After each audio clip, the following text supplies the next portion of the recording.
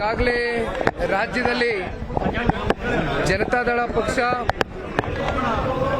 31 ಜಿಲ್ಲೆಗಳಲ್ಲಿ ಪಕ್ಷದ ಬಲವರ್ಧನೆಗೋಸ್ಕರ ಈಗಾಗಲೇ ಪಕ್ಷದ ವರಿಷ್ಠರು ಸನ್ಮಾನ್ಯ ದೇವೇಗೌಡರು ಸಾಹೇಬರು ಹಾಗೂ ಸನ್ಮಾನ್ಯ ಕುಮಾರಣ್ಣ ಅವರ ಸೂಚನೆ ಮೇರೆಗೆ 31 ಜಿಲ್ಲೆಯನ್ನ ಪ್ರವಾಸ ಮಾಡಿ ಸದಸ್ಯತ್ವ ನೋಂದಣಿ ಹಾಗೂ ಬೂತ್ ಕಮಿಟಿ ರಚನೆ ಆಗಲೇಬೇಕು ಇಷ್ಟು ಸಮಯದಲ್ಲಿ ಅಂತಕ್ಕಂಥದ್ದನ್ನು ಆದೇಶವನ್ನು ಹೊರಡಿಸಿದ್ದಾರೆ. ಹಾಗಾಗಿ ಈಗಾಗಲೇ ತುಮಕೂರು ಮುಗಿಸಿದ್ದೇವೆ, ಕೊಪ್ಪಳಕ್ಕೆ ಹೋಗಿದ್ವು, ಇವತ್ತು ಮೈಸೂರಿಗೆ ಬಂದಿದ್ದೇವೆ. ಮುಂದಿನ ವಾರ ಮತ್ತೆ ಉತ್ತರ ಕರ್ನಾಟಕದ ಕಡೆ ಪ್ರವಾಸವನ್ನು ಕೈಗೊಳ್ಳುತ್ತೇವೆ. ಹಾಗಾಗಿ ಇವತ್ತು ವಿಶೇಷವಾಗಿ ಮೈಸೂರಿನಲ್ಲಿ ಪೂರ್ಣಮೆ ಇದ್ದಂಥ ಒಂದು ಹಿನ್ನೆಲೆಯಲ್ಲಿ ಇವತ್ತು ತಾಯಿ ಚಾಮುಂಡೇಶ್ವರಿಯ ಒಂದು ಪ್ರಾರ್ಥನೆಯನ್ನು ಸಲ್ಲಿಸಿ ಪಕ್ಷದ ಮುಖಂಡರುಗಳು ಕಾರ್ಯಕರ್ತರು ಈಗ ತಾನೇ ಎಲ್ಲ ನಮ್ಮ ಸಭೆಗೆ ಆಗಮಿಸಿದ್ದೇವೆ.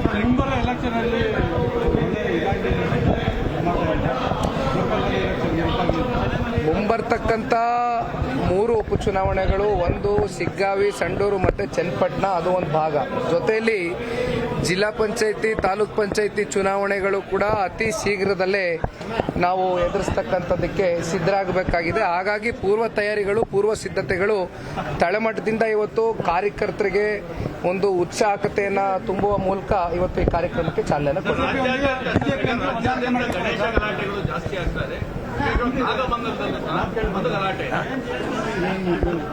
ನಾಗಮಂಗಲದಲ್ಲಿ ಏನು ಗಣೇಶನ ಒಂದು ವಿಸರ್ಜನೆ ಕಾರ್ಯಕ್ರಮದ ವೇಳೆ ಆಗಿರ್ತಕ್ಕಂಥ ಒಂದು ಘಟನೆ ನಿಜಕ್ಕೂ ಕೂಡ ಇವತ್ತು ಈ ಕಾಂಗ್ರೆಸ್ನ ಸರ್ಕಾರ ಯಾವ ರೀತಿ ನಡೆದುಕೊಳ್ತಾ ಇದೆ ಅಂತಕ್ಕಂಥದ್ದಕ್ಕೆ ಒಂದು ಉದಾಹರಣೆ.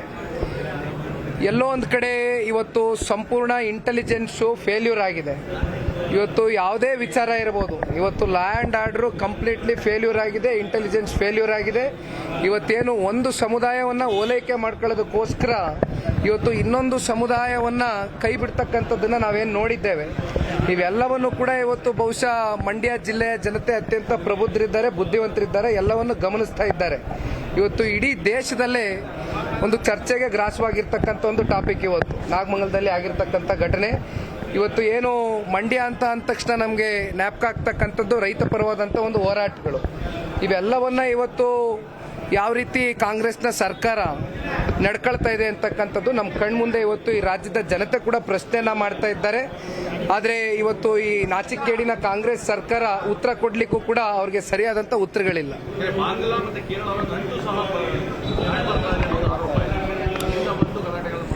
ನೋಡಿ ಅಣ್ಣ, ಇವತ್ತು ಇವೆಲ್ಲವನ್ನ ತಿರ್ಸ್ತಕ್ಕಂಥ ಪ್ರಯತ್ನಗಳು ಬಹುಶಃ ಯಾಕೆ ಆಗ್ತಾ ಇದೆ ಅಂದ್ರೆ, 1 ವರ್ಷ 4 ತಿಂಗಳಾಗಿದೆ ಇವತ್ತು ಸರ್ಕಾರ ಆಡಳಿತಕ್ಕೆ ಬಂದು.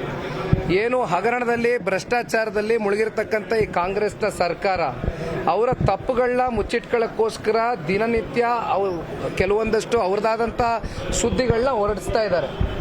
ಹಾಗಾಗಿ ಇದಕ್ಕೇನು ನಾವು ಹೆಚ್ಚು ಮಹತ್ವ ಕೊಡಬೇಕಾಗಿರ್ತಕ್ಕಂಥ ಅಗತ್ಯತೆ ಇಲ್ಲ.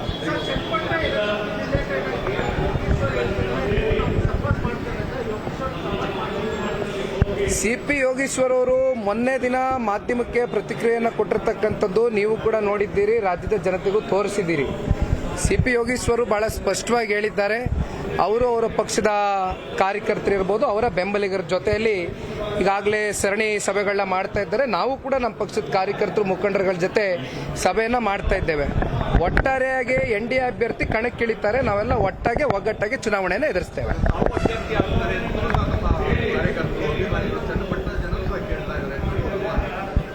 ಈಗ ಇವೆಲ್ಲ ಚರ್ಚೆಗಳು ನನ್ನ ಅಭಿಪ್ರಾಯದಲ್ಲಿ ಅಪ್ರಸ್ತುತ ಅಣ್ಣ.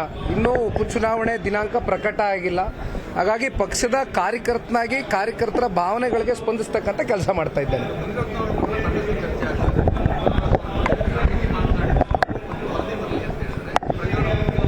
ಈಗ ಇವೆಲ್ಲವಕ್ಕೂ ಕೂಡ ತಾವು ಹೇಳ್ದಂಗೆ ಇವತ್ತು ಸ್ವಾಮೀಜಿಗಳು ಏನು ಹೇಳಿದ್ದಾರೆ, ನಿನ್ನೆ ದಿನ ನಾನು ಕೂಡ ಚನ್ನಪಟ್ಟಣದಲ್ಲಿ ಇದೇ ವಿಚಾರ ಪ್ರಸ್ತಾವನೆ ಮಾಡಿದ್ದೇನೆ.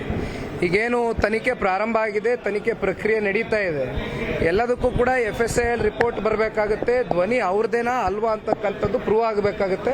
ಹಾಗಾಗಿ ಅಲ್ಲಿವರೆಗೂ ನಾವೆಲ್ಲರೂ ಕಾದ್ ನೋಡೋಣ.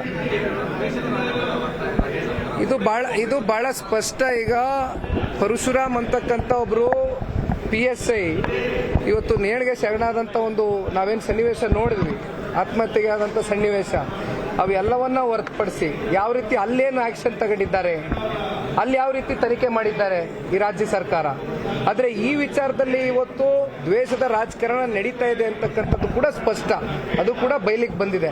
ಇವೆಲ್ಲದಕ್ಕೂ ಕೂಡ ಕಾಲವೇ ಉತ್ತರ ಕೊಡುತ್ತೆ. ಆದರೆ ಒಂದು, ನೆಲದ ಕಾನೂನಿಗಿಂತ ಯಾರು ಕೂಡ ದೊಡ್ಡವರಲ್ಲ. ತಪ್ಪು ಮಾಡಿದರೆ ತಪ್ಪೇ ತಲೆಬಾಗಬೇಕಾಗುತ್ತೆ. ಆದರೆ ತಪ್ಪ ಹೌದಾ ಅಲ್ವಾ ಅಂತಕ್ಕಂಥದ್ದು ಮುಂದಿನ ದಿನಗಳಲ್ಲಿ FSIL ರಿಪೋರ್ಟ್ ಮೂಲಕ, ತನಿಖೆ ಮೂಲಕ ನಮಗೆ ಹೊರಬರುತ್ತೆ. ಸ್ಥಳೀಯ ಸಂಸ್ಥೆ ಚುನಾವಣೆಯಲ್ಲೂ ಹೊಂದಾಣಿಕೆ ಮುಂದುವರಿತದ ಅಂತ ನಾವು ಪ್ರತಿಯೊಂದು ಚುನಾವಣೆಯಲ್ಲೂ ಹೊಂದಾಣಿಕೆಯಿಂದ ಹೋಗಬೇಕು ಅಂತಕ್ಕಂಥದ್ದೇ ಪಕ್ಷದ ವರಿಷ್ಠರು ದೇವೇಗೌಡರು, ಸನ್ಮಾನ್ಯ ಕುಮಾರಣ್ಣ ಅವರು ನಿರ್ಧಾರ ಮಾಡಿದ್ದಾರೆ.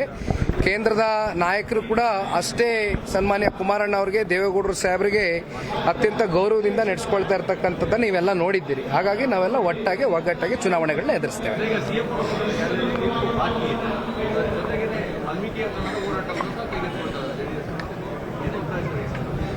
ಈಗಾಗಲೇ ಮೂಡದ ಪ್ರಕರಣಕ್ಕೆ ಸಂಬಂಧಪಟ್ಟಂತೆ ಏನು ಬೆಂಗಳೂರಿನಿಂದ ಅಪ್ ಟು ಮೈಸೂರವರೆಗೂ ಪಾದಯಾತ್ರೆಯನ್ನು ಮಾಡಿದ್ವು.